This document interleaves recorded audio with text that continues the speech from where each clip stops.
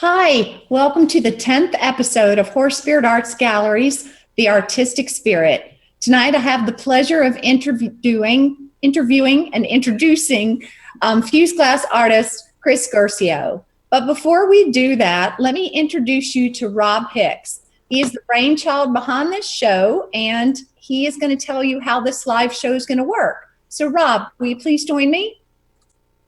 Hey Robin, how are you? Good. How about you? I'm doing good. So this is show number 10. Yay! It's a, what is it, bicentennial, or what is the term for 10? Deca? So Rob, can you turn your volume up a little bit? Yeah, but you're going to hear me twice if I do.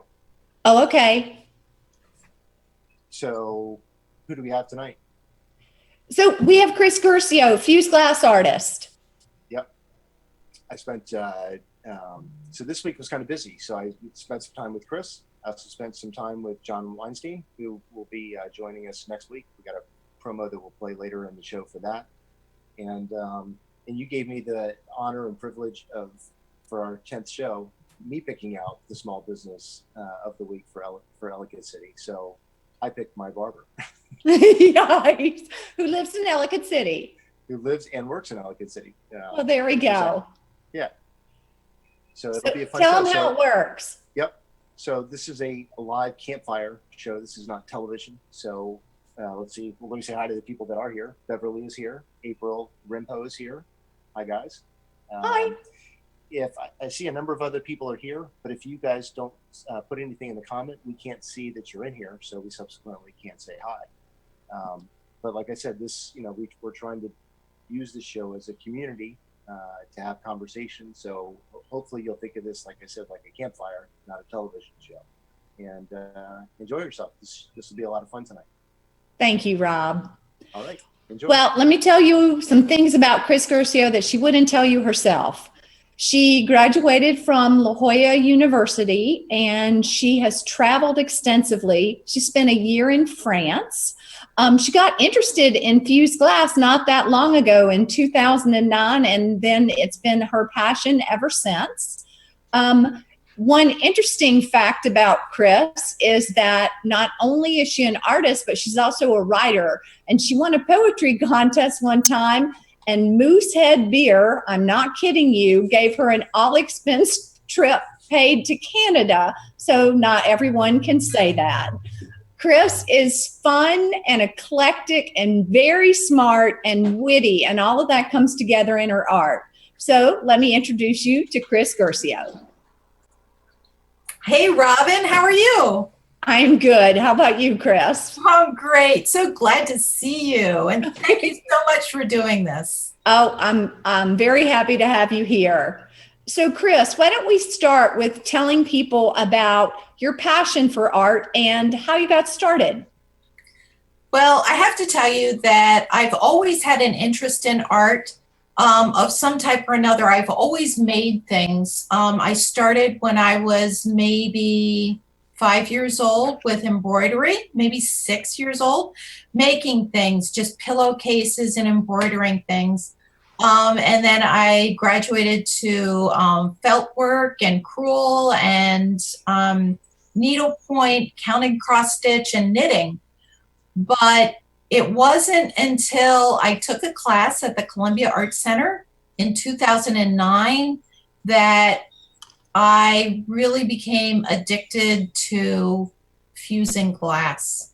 So the first time that I heard that cutter run across the glass and that sound and then the snapping, oh my gosh, I was just totally hooked from there.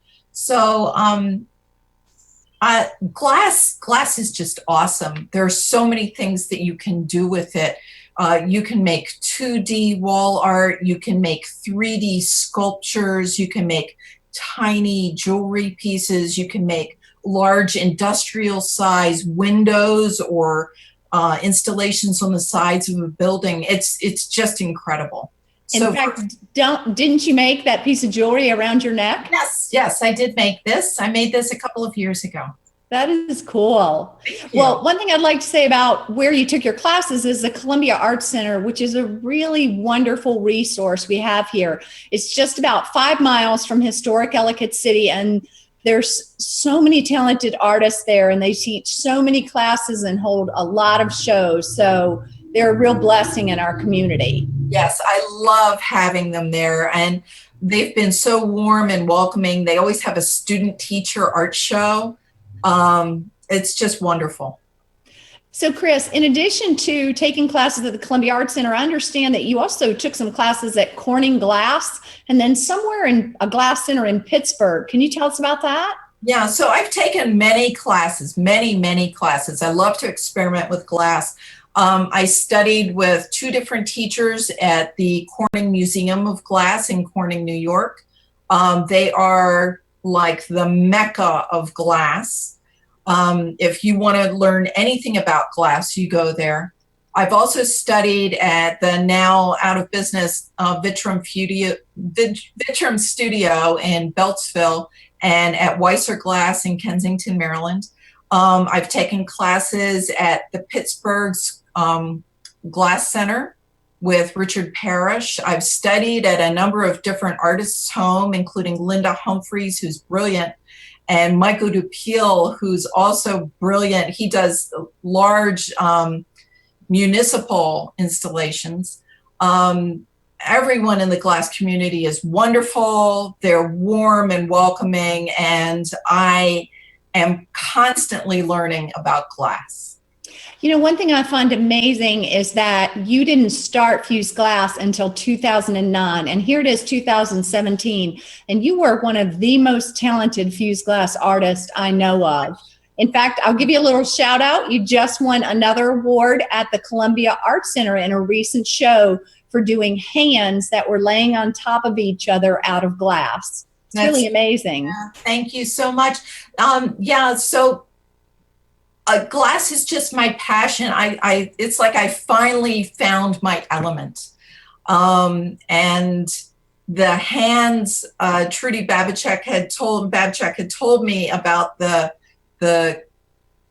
show, and she said something about hands, and I started thinking about it, and I had an image, and I decided that I would make my own hands. So I had to make a mold. I had to cut the glass out. I had to fuse the glass into a blank and then put it into the molds and then find a way to display it. So it was it was complicated, and it was a 4-week project for me to produce. You did a wonderful job. And for the viewers, Trudy Babchak is another artist in the gallery, and she already had her interview. That's right. Yeah. So Chris, one more question before we show people how you do your work is your glass and where you get it, because I don't think people understand that fused glass, what you use is a special type of glass. You know, people want to give you stained glass, or they want to give you sea glass, or can you talk to us about the glass quality? So again, glass is awesome. People don't understand that every piece of glass that you see, oh, thank you, April. April Wimpo says that the hand piece was just gorgeous. Thank you so much. So each piece of glass that you see in your life is chemically different from one another. So the glass in this window here is chemically different from a wine glass or any kind of glass, which means that if you try to fuse it, it'll reject. It may appear to fuse, but after a day or two, it'll crack and fall apart because it is chemically dissimilar. So the glass that I buy, I work exclusively, I can't say exclusively, I work with Bullseye glass, and I also work with Ouroboros glass. The majority is Bullseye glass. And that is all made to be compatible with one another so that when it fuses together, it will not crack. It's art glass. It's food safe for the most part. And it is, when it's fused, it's very strong. Now, when I say strong, if you drop it on a tile floor, it's going to smash. But if I were to take a piece of glass and drop it onto a carpeted floor, chances are it's going to survive. So it is thick, it's strong, but a lot of the glass that I buy has color in it already or streaks in it. I buy streaky glass. I buy different types of fracture glass. I buy different types of things called drizzle glass that all has a pattern already in it. And you'll see pictures of this later on. I take those pieces of glass that already have this pattern in them, and I cut the glass to accentuate the pattern that I want, and then I build a frame around it in glass and I fuse it together. And Chris, when I was at your studio, I was really amazed at how many sheets of glass you have. I mean, you have your own little It is. And I have to also say, before we go on your studio tour, you have taken over the entire downstairs of your home. Except for one room. Except for one room. My husband has one room. And I have not yet taken over. It's just a matter of time. It's just a matter of time. All right. On that note, let's go on a field trip of your studio. So Rob's going to play some video. And Chris, if you'll explain to people what they're seeing. Okay. All right. So that's my little stash of glass. I'm selecting a piece of glass there, taking it to my workbench that I just had made last year. And I'm measuring it out and cutting it. So I'm just cutting the edge off there, measuring it again to make sure I get the right size, comparing it against the ruler. And now I'm deciding on the right size of glass. So I'm going to nip that little edge off, break it off there. And now I'm going to make another cut. And now I'm going to do something you should not try at home. Just break it on the edge. Makes a nice clean break. That's a master. That is a master. I don't know if it's a master, but it's pretty cool. It's a nice trick. It's a party trick. There you go. Yeah, so now so glass likes to be 1/4 inch thick. So all of my art glass that I buy is 1/8 of an inch thick. So I have to cut another layer. This layer is going to be clear and is going to go on top. Party trick. Party trick, there we go, snap it off. And there are the 2 layers of glass. So I was just trimming the edge off there because it wasn't quite perfect. And snap that little edge off. Boom. And now it's ready to go into the kiln, after I clean it, of course. So this is me going into my kiln room, AKA the laundry room. Perfect. This is one of my 3 kilns. This is the medium-sized kiln. The mama Does she have a name? No, that's my very first kiln that I ever bought. I didn't name that one. And I'm plugging it in. That's my ring saw and programming it to fuse. How long does it take? Every cycle in the kiln is about 24 hours. It might be a little less than that, but it's about 24 hours. So that's a different piece that I've pulled out. I'm not happy with the edge on it. It's got a little ripple on it. So this is called a flat lap grinder. Whatever you do not Google that term. You cannot unsee that. So you are going to, so I'm flattening out the edge there, making it nice. See how it's rippled there? Going to even that edge out. Make the corners nice and soft so that they're nice and even. And once I'm happy with it, I'm going to wash the glass completely. If there's any kind of leftover grit on the edge, it's going to cause devitrification, and that is undesirable. It looks scummy. So I lay it on top of a ceramic mold. Are we in a different kiln? Yes, that's Bathsheba. That's my large bathtub kiln. Mm-hmm. And you can see the ceramic molds are there. The glass will slump into those molds and adopt the same shape as the molds. And again, it's going to take about 24 hours. So every layer of glass I adds a full day of processing. Wow. And you can see I'm pulling that out, and you can see that it's taken the shape of the mold in the kiln. That is so cool. I tell you, glass is awesome. That's really awesome. So you have 3 kilns. So we saw 2. What's the third one? The third one is a small round fiber kiln, and it's my little workhorse kiln. If I want to make small things that are about 7 inches square, or it's a round shelf. So it's whatever I can fit into that round shelf. Okay, because you've made some really big pieces that we have in the gallery. Yeah, so the big pieces I made in the larger kiln, I actually have to take that kiln shelf out that the ceramic molds were resting on, take that out so I can take advantage of the full 13 inches that I have available. The bathtub. Yes, in the bathtub. Well, Rob has taken some pictures of art that you actually have and have not yet brought in the gallery. And then we have some pictures of some art that is already here, but all of it is coming here. Yes. So here we go. So these are 2 flower sculptures that I recently made, and it's difficult to see. Rob has a tighter shot, but there's writing on each of the stems.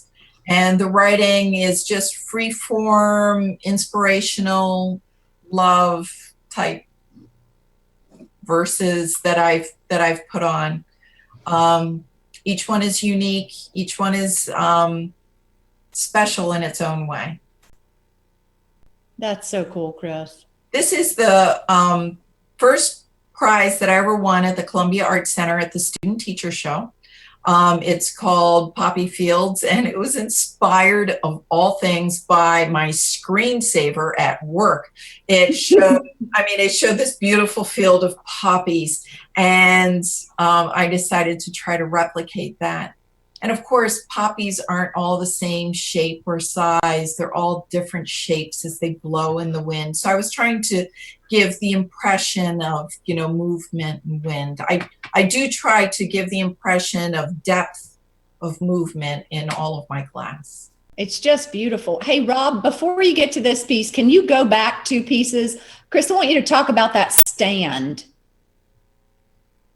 So Rob, can you go back 2 pictures? Go back again.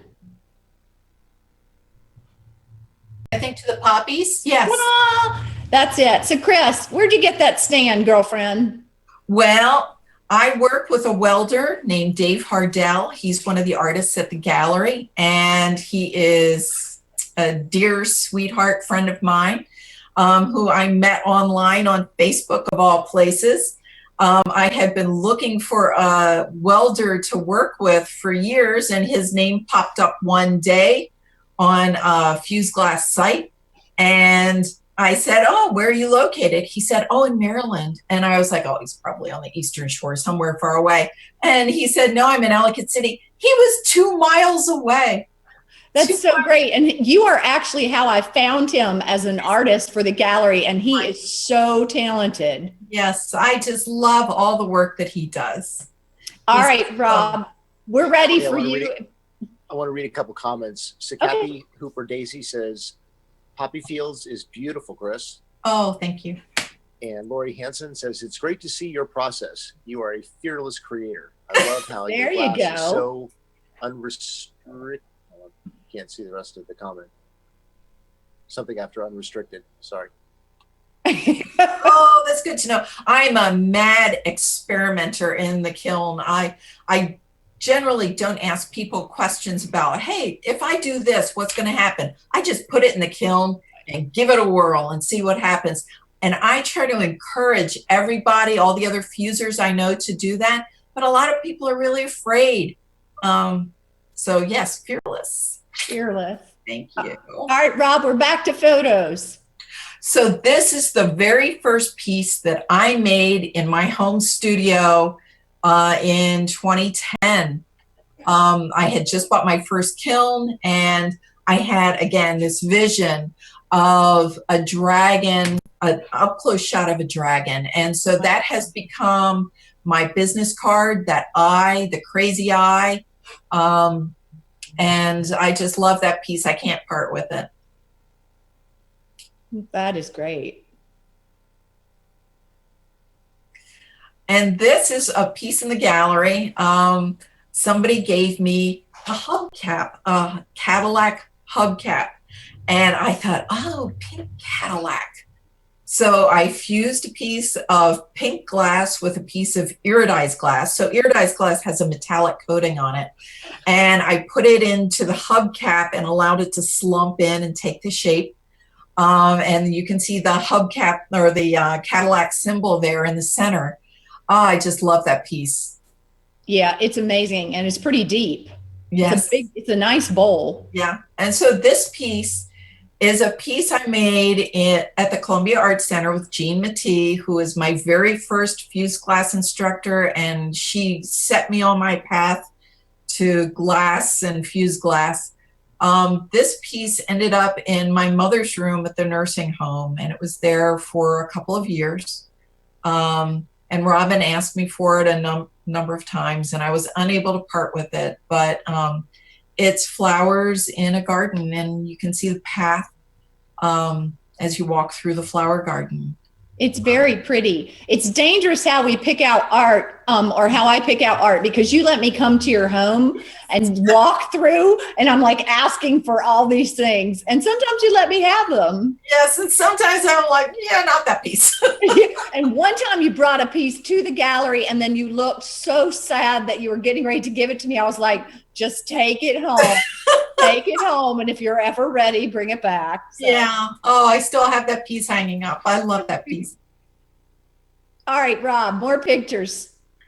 So this is a piece that was inspired by a photograph I had seen online, and the photograph had been photoshopped, and it was of a tree with all these different colors in the little nooks and crannies that were made by the tree limbs. And so I decided to try to interpret that. And that is enamel on glass with different, pieces of glass behind it. What's interesting is there's a mirror behind it because the edge is transparent glass. So I'm always working with opaque or transparent glass. So the transparent glass in the right light just lights up. So I put a mirror behind it to make it light up. It's beautiful. I appreciate all these photos, but they just do not do justice to your work. Glass is really hard to photograph. It really is. But Rob spent a lot of time at the house the other day, really trying to capture the depth. It's very difficult to do, but my God, he has this setup with this enormous camera, and he spent so much time taking pictures and focusing. He's awesome. We give him a big round of applause. He did an awesome job. Thank you so much, Rob. All right, more pictures, please. So this is called Mountain Erie. And so again, it's a photograph, but from here, you can't really see all the detail. The streaky glass always reminds me of mountains and waterfalls and different mountain passes. So in this one, you can see I've painted an eagle's nest. There's an eagle in the upper left-hand corner. There are trees that are balanced right on the edge in the snow. And I just love that piece. An interesting thing about the glass on the edge of that glass piece, it's called neo-lavender glass. So in different lights, it's different colors. Sometimes it's blue, sometimes it's pink. It's beautiful. Thank you. My favorite. So this piece is a sculptural piece. And again, glass is awesome. This is a 3D sculptural piece that I did called Ice Flowers. 1 week before the flood last year, I decided to take Ice Flowers home. And if I hadn't, Ice Flowers would have been destroyed in the flood. You can see the tight, he's done this tight photograph of one of the flowers. It has an aquamarine center. It is stunning. It really is. Thank you. I love that piece. So, Chris, let me ask you. Oh, wait, one more. What is this? So, again, glass is awesome. I can do all kinds of things with glass. And this is a decal. So this is a photograph of my mother and my uncle together on the doorstep. My mother was a party girl. She and I didn't have a great relationship, but she was a party girl. And that was her back probably in the late 40s or early 50s. You can see her spectator pumps. She's fashionably dressed. And I have a whole wall devoted to different pictures of her and her story that she never told me about, that I only discovered in photographs in so that's my mother. And I do spend time working with decals, colorizing them sometimes. That one I left in a sepia and white. But it's just beautiful, and she's so fashionable. Didn't you do somebody else's little kids? Yeah, as a matter of fact, I'm working on those pieces right now. Rob, do you have pictures of those? No.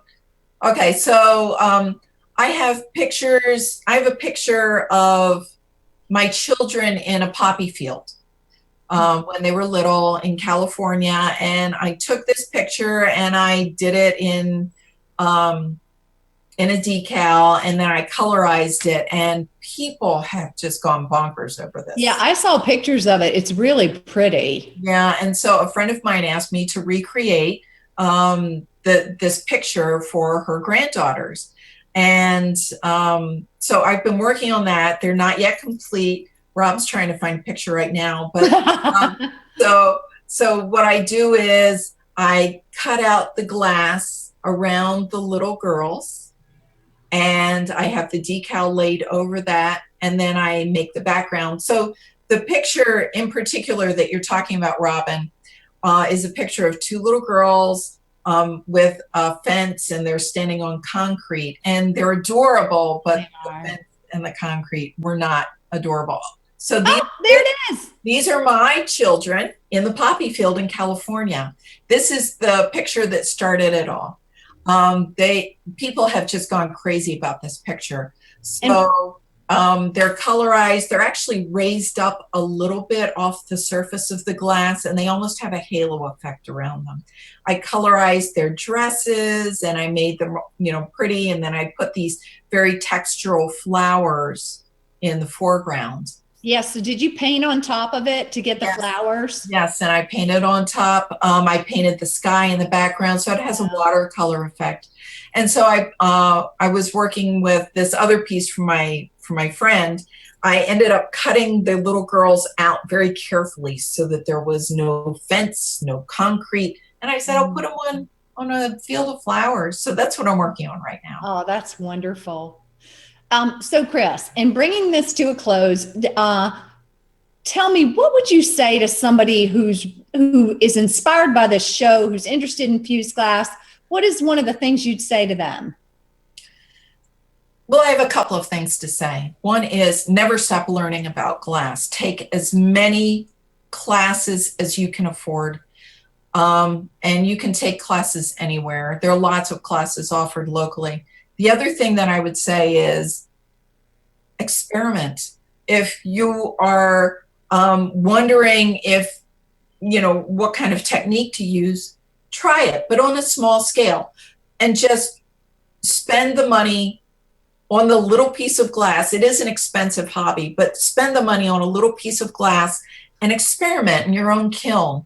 And you will learn far more through experimentation than you will by asking questions of other people. But do take classes.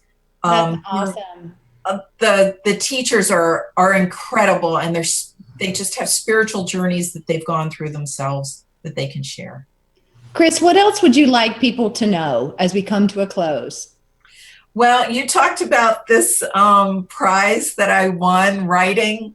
Yes, it was a poetry writing class, or a poetry writing contest through Moosehead Beer. I won for a parody of The Raven by Edgar Allan Poe. It's called The Moose. And I can tell you that I put it on my resume, and I got hired for 2 jobs based on that line on my resume alone. So it's creativity is a way of life. That's so awesome. So Chris, I've taken away 2 things from this. One is your big quote, glass is awesome. So if we all say that together, glass is awesome. And that you are a fearless creator. So it's a real pleasure to have you in the gallery and have you on the show tonight. And thank you so much. Oh, thank you. Before we let Chris go, let me read some of the comments that have come in. So Sandra Welch earlier was, when we were doing the slideshow, she said favorite, and I think she meant the glass bouquet. Oh, yes. I've never met Sandra. We're just Facebook's friends. And I know she lives in the wilds of Michigan. So it's really hard for her to get a good signal to be able to view something like this. I'm so honored, Sandra. Thank you so much. And April Rempo says, lovely. Oh, thank you, April. Carlos Zapeta says, lovely ladies. Oh, and beautiful art. Wow, esta hermosa. He is such a flirt. Carlos is a jewelry artisan in the gallery, and he's a sweet, sweet guy, and definitely loves his wife and his child, but he is a shameless flirt. Oh, his jewelry is incredible. The conch jewelry. It is. Gorgeous. It is. So April had a question. She said, do you fuse the decal or attach after fusing? I think this was referring to the pink Cadillac. So it's very interesting. You fuse it because you use a laser jet printer, and the iron oxide that is adhered to the decal, when it fuses, the only thing that's left is the iron oxide. So you end up with a sepia tone. And I said it was the pink Cadillac, and it was totally not. It was your grandchildren and the poppies. Oh, wonderful. That is wonderful. Linda Murphy says, beautiful art, Chris. Oh. You are so talented. Oh, thank you, Linda. Diane Marie Davis says, love you, Chris. You inspire me. Oh, thank you, Diane. I'm so glad you could join us tonight. I miss her. Well, Chris, thank you. Mr. Rob, come online with me. So Rob is going to tell us about the small business that we're honoring today in Ellicott City.